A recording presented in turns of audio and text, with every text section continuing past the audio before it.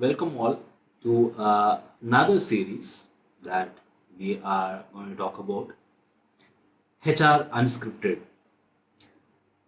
Now, what this series is going to talk about is we are going to talk about some random topics which arises then and there in HR, and of course, it plays a major significance or it impacts the growth of the organization.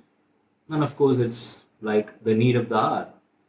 But we are going to talk about some various kind of branches, various interlinked topics connected with the central theme. So today in the HR Unscripted series, we are going to talk about generation. Yes, some, yes, it is very exhaustive. It's used most of the time. But the generation understanding has not got inside in the way that we have thought. Many people belongs to different generations, and we are just figuring out how we can handle these generations across. Sometimes many generations are living in the same roof. Sometimes one particular generation cannot live in the same roof. So many things are there. But this is okay for a personal life. Yes, we are having choices about our life, but in an organization, we cannot take this choice. We have to accommodate.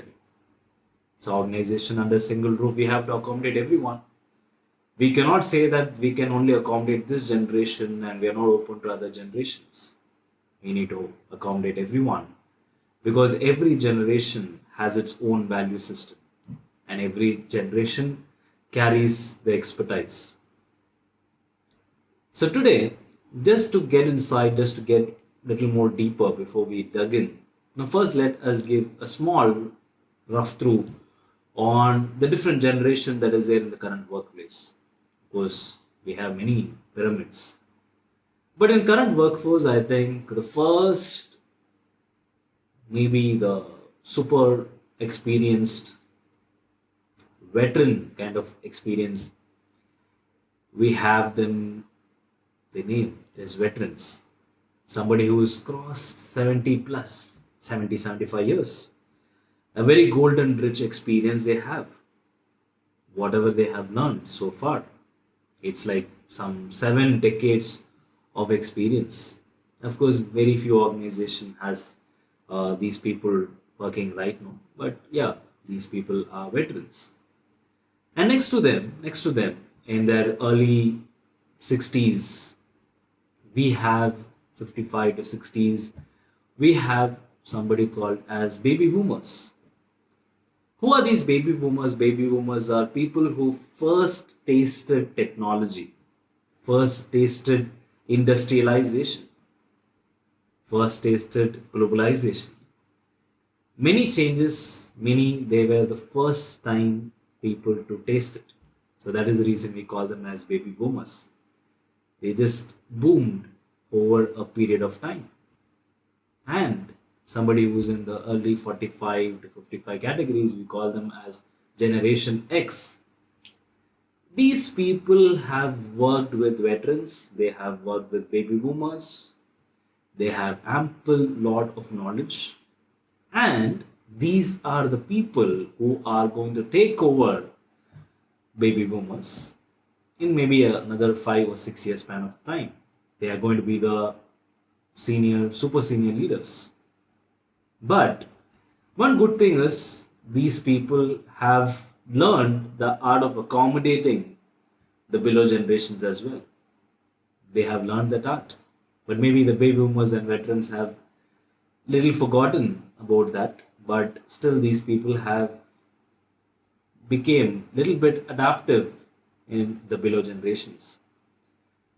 And we have somebody called as Generation Y. We call them as millennials. Maybe colloquially people are calling them as 90s kids. But these people are born anywhere between 85 to around 90, 92. These people are the working age population.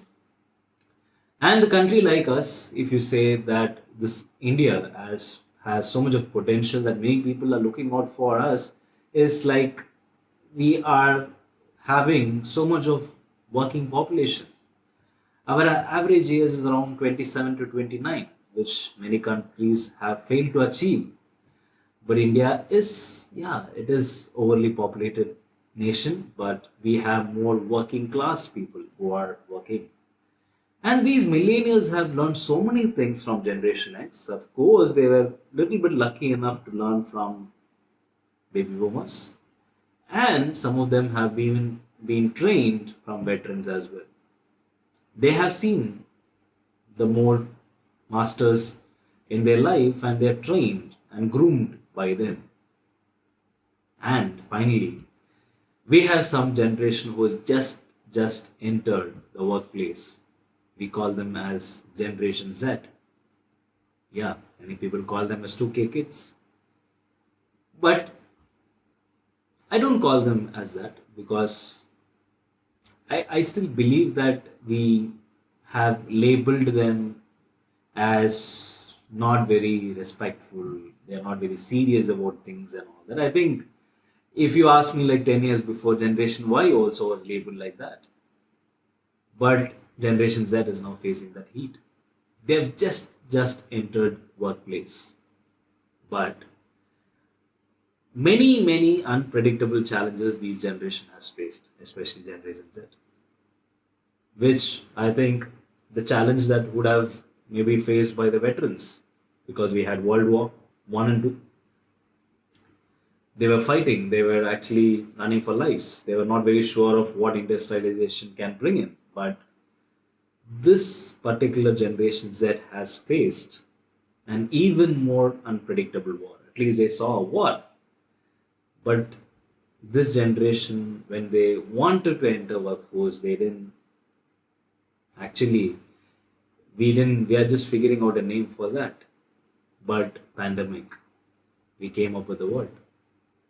An unpredictable situation that nobody expected to happen. But this generation entered workforce in that. But right now, yes, of course, everything's settling across. Many organizations have learned from that and they're trying to accommodate it. But Generation Z are still finding it very difficult because there are so many attributing factors that this generation actually had when they are actually entering the workforce slowly. So when you talk about this generations, about how things are working, how they have faced upon. So today we are going to discuss a little bit about that. How can you handle this Generation Z in your workplace? Of course, a $1 billion question that many HRs, many CEOs right now are scratching their head. But it's a raw talent. We call them as raw talented people. What do you mean by raw talent? They are talented, but we just need to put them in right track. They are not in the track. They're somewhere toggling around on which track they have to go. And they are still trying to accommodate many things and they're still figuring out how can we do things better, how can we make it more beautiful. But of course, like every generation wanted, they also have the expectation that I don't want the mistake which my previous generation has done. They're more clever.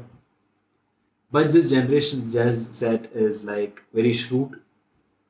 They're very clear in what they want. Exactly. What they want is what Generation Y has achieved so far. Maybe after so many years, after putting like 10 years, 12 years, 13 years, 15 years of hard work, they don't want that. They want something quick. They want something fast. But many people accuse them for that also. They say that how can you do that? How can you achieve that? How can you just be quick enough or just so fast? How can your life, you just have to make your life play like a fast forward button. But let me talk about this We are going to ponder upon this.